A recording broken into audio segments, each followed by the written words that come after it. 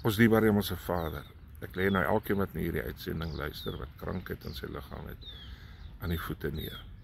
Die woord leer ons dat deur die wonder daar ons genesing gekom, en daarom staan ons op die woord en die belofte van genesing. Die woord sê, en elke sieke sal gesond word. Ons bid, Here, dat U nou 'n wonderwerk sal doen in elkeen se liggaam.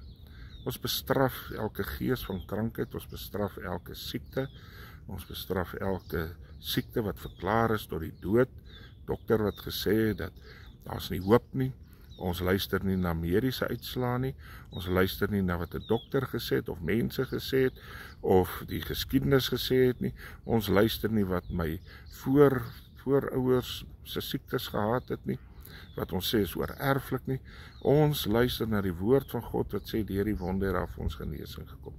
Ek proklameer nou U genesing in elkeen se liggaam, en ek bestraf hierdie gees van krankheid nou, en ek spreek genesing. En die woord leer ons toe U disippels leer bid het Hy gesê, laat die koninkryk kom, soos in die hemel en so ook op die aarde. En soos waar daar geen siekte in die hemel is nie, verklaar ek nou geen siekte op aarde in mense se liggame nie. Here, ek bestraf nou hierdie siektes, en ons juig nou in die genesende krag wat nou vloei.